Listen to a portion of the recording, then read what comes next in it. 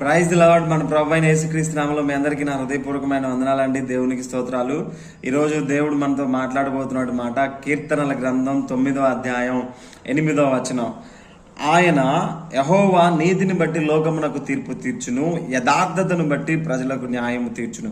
కీర్తనకారుడైనటువంటి దావీదు ఈ మాటలు దైవాత్మ ప్రేరేపణ ద్వారా, పరిశుద్ధాత్మ ప్రేరేపణ ద్వారా రాయించి ఉంచాడు. ఒకసారి దావీదు జీవితాన్ని మనం పరిశీలించి చూస్తే దావీదు ఏ పని చేసినా కూడా యథార్థంగా చేశాడు.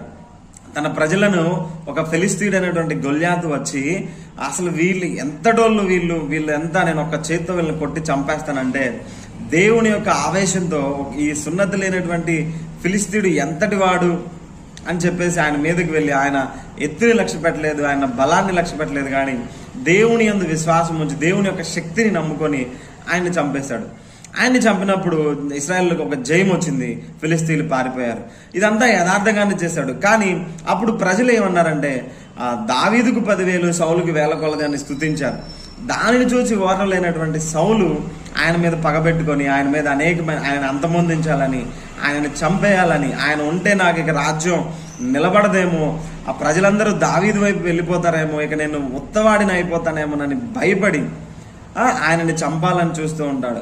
కానీ దావీదులో ఏ విధమైనటువంటి రాజ్యాకాంక్ష కానీ, ఆ రాజ్యాన్ని నేను పొందుకోవాలనేటువంటి ఆలోచన కానీ ఆయనకి ఉన్నట్టుగా మనం ఎక్కడ గమనించాం.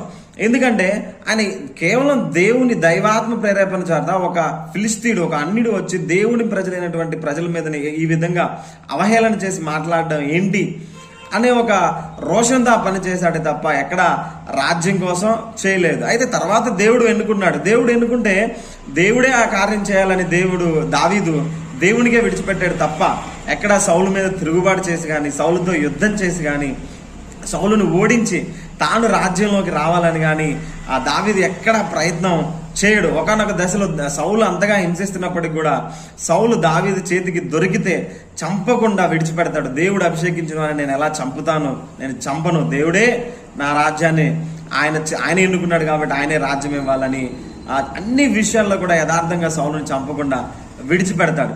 కాబట్టి ఈ యథార్థతని దావీదు అనుసరించి, దేవా నా హృదయం ఎలాంటిదో నీకు తెలుసు, నేను సమస్త విషయంలో యథార్థంగా ప్రవర్తించానని నీకు తెలుసు, కాబట్టి నువ్వు ఆ యథార్థతను బట్టి న్యాయం తీరుస్తావు, నువ్వు చూసేది కూడా ఆ యథార్థత అని కీర్తనాకారుడైన దావీదు రాస్తూ ఉన్నాడు. కాబట్టి మనం కూడా అనేక విషయాల్లో యథార్థత కలిగి ప్రవర్తిస్తూ ఉంటాము. అయినప్పటికీ కూడా కొంతమంది మన మీద పగబడుతూ ఉంటారు. వారిని బట్టి మనం చింతపడాల్సిన అవసరం లేదు, బాధపడాల్సిన అవసరం లేదు. యెహోవా మనకి న్యాయము తప్పకుండా తీరుస్తాడు. ఆమేన్.